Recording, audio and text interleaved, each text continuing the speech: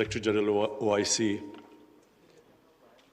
respected foreign ministers, ladies and gentlemen. First of all, let me welcome all of you to Pakistan. The irony is that 41 years ago, the extraordinary meeting of the OIC was held in Pakistan. It was discussing Afghanistan. And since then, all the troubles of Afghanistan started. No country has suffered as much as Afghanistan. 40 years of conflict. And then add to it recently prolonged drought, 75% of the people living off the land. And then, even before 15th of August, half the population below the poverty line. Years of corrupt governance. 75% of the budget supported by foreign aid. Now, a country in this situation, after 15th August, if the foreign aid dries up, the foreign reserves get frozen, banking system freezes, any country is going to collapse, let alone Afghanistan, which has suffered for the past 40 years. So I'm really glad all the speakers before me mentioned the gravity of the situation.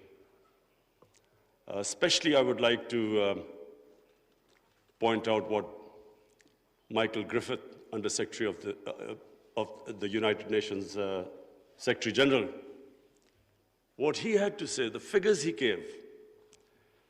So the point is that if the world does not act, this will be the biggest man-made crisis which is unfolding in front of us.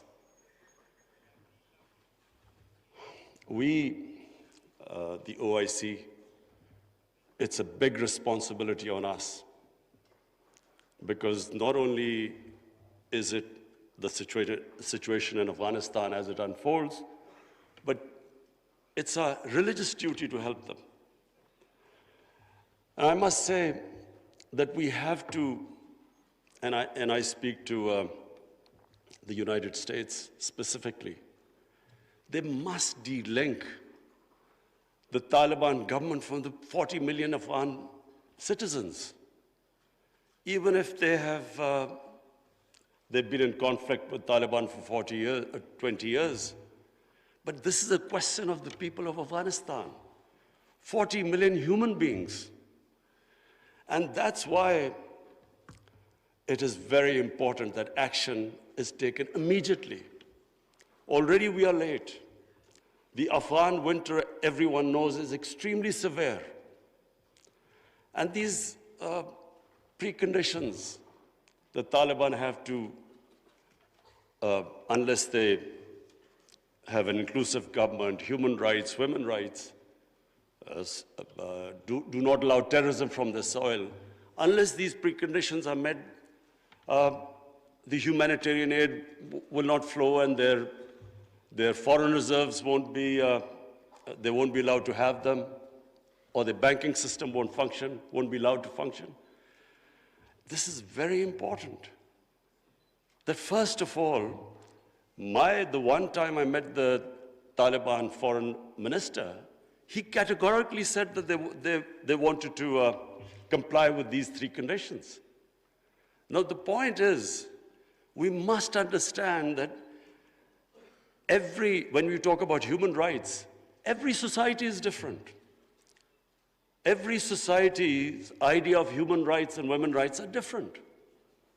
I just give you an example of the Pakhtunkhwa province, which borders Afghanistan, because the culture is similar, because Taliban is basically predominantly a Pashtun movement, and there are more Pashtuns on our side of the border.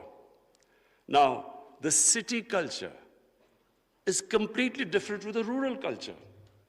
Culture in Kabul was always different to rural areas. Just like in Peshawar, it is completely different, the culture, to the district adjoining the Afghanistan border. So I give you an example. We give stipends to the child's parents to put the girls into school. But in our tribal districts or the district adjoining Afghanistan, if we are not sensitive to the cultural norms of those people, even with stipends, they won't send their girls to school. But if we are sensitive to their cultural norms, without stipends, they're willing to send their girls to school. So this sensitivity, I'm afraid, when we are talking about human rights and women's rights, we have to be sensitive about this. But my big worry is that unless action is taken immediately, and I mean immediately, because we've been saying this for now 2-3 months, unless action is taken immediately, Afghanistan is heading for chaos. Any government, when it can't pay its salaries of its public servants, hospital, doctors, nurses, any government is going to collapse. But chaos suits no one. It certainly does not suit the United States. Because what if there's chaos there, and chaos means the inability, if the Afghan government does not have the ability to fight terrorism. And we know ISIL is now a threat. It has been a threat. We have had attacks from Afghan border, from ISIL into Pakistan. So the only way you can control what is, and ISIL is capable of international terrorism. And the only reason you can deal with it is if there's a stable Afghan government. And same with Pakistan. Our worry is, and remember, Pakistan lost 80,000 people. We were the biggest collateral damage of the Afghan war. Our economy was shattered. Over $100 billion lost to the economy. 3.5 million people internally displaced. Well, the last thing we want is chaos in Afghanistan, more refugees. We already have over 3 billion Afghan refugees. To date, we have 234,000 Afghans who've overstayed their visa because their situation in Afghanistan means they can't go back.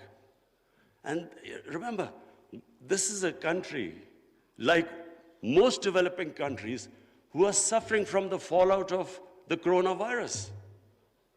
COVID-19, we're all suffering from the impact it has had on world economies. So we are in no position to deal with this, another influx of refugees and terrorism. So my request to the international community, to the United States specifically, I know the Europeans are extremely sensitive. They understand the situation. There's a refugee problem not just in Europe, all over the world. So everyone knows that this chaos will lead not just countries like Pakistan and Iran. Other countries will also eventually have refugee problems. But in much richer countries, you have 2,000-3,000 refugees, and there's an issue.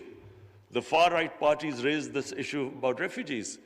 But we poor countries, who are struggling, whose economy is just about getting on their feet, how do we cope with hundreds and thousands of refugees? So it is in no one's interest that there's chaos in Afghanistan. And that's why I was very impressed by the Islamic Development Bank's suggestions of immediate, medium, and long-term ways of helping the people of Afghanistan or making the economy sustainable. I would look forward to the foreign ministers that you will come up with a roadmap by the end of this evening. And that roadmap not only should be pushed by the OIC, by the United Nations, by the European Union, and by, of course, the United States. Because, as I repeat, chaos in Afghanistan suits no one. And finally, because I have this platform of the OIC foreign ministers, I would just raise two more points. One is Palestine and Kashmir. The people of Palestine and Kashmir look to us. They want to see a unified response from us about their human rights, about their democratic rights, rights which United Nations Security Council resolutions have given them, and unfortunately not implemented. We should, on every forum, raise our voices and a unified stance. And lastly, I want to talk about Islamophobia. Unfortunately, the refugee crisis in Western countries has exacerbated Islamophobia. Islamophobia really started reaching a dangerous levels after 9/11, when terrorism and Islam were connected, when terms like radical Islam came. They connected somehow. Islam was responsible for terrorism and radicalization.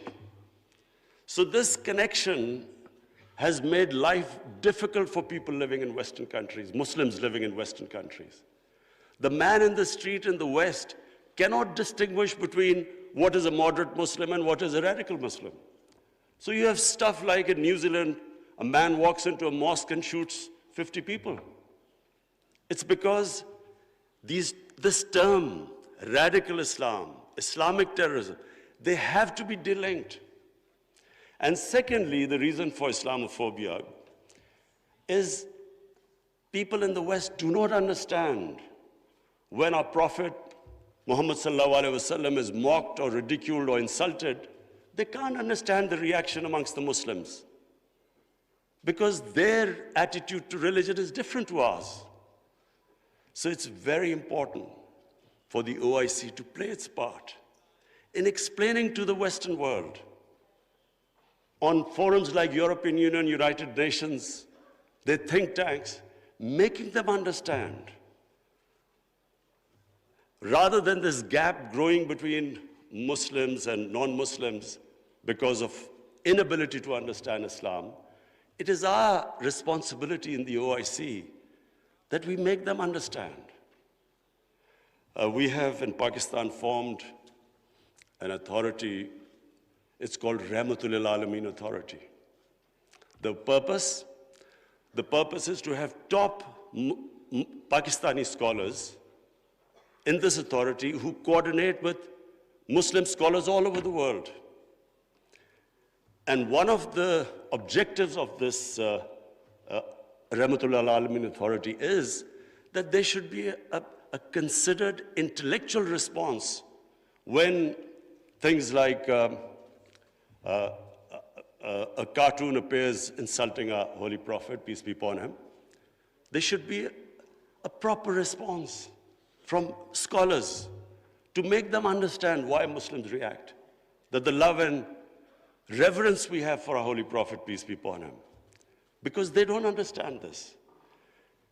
And secondly, to make them understand that our Holy Prophet was called Rahmatul Lil Alameen.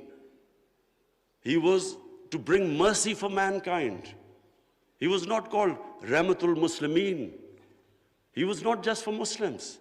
Just like our God, Allah, is God of all human beings. So our Prophet united human beings.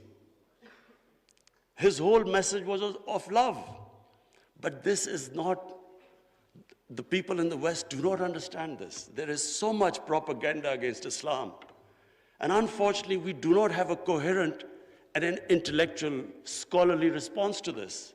So one objective of this authority is to, in coordination with all the Muslim scholars, we will respond, and we would like the OIC Secretary General also to know about this response. We will consult you.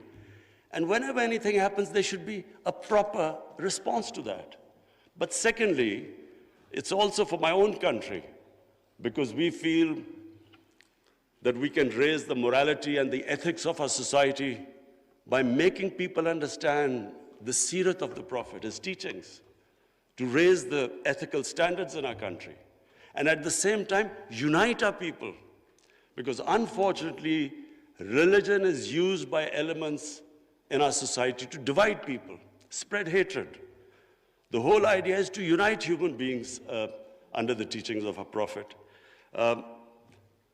So finally, I again welcome all of you. I hope we have a very productive session this afternoon, and then we come up with a very coherent a strategy, which I said immediate, medium-term, and long-term, how to get Afghanistan out of this crisis. Thank you.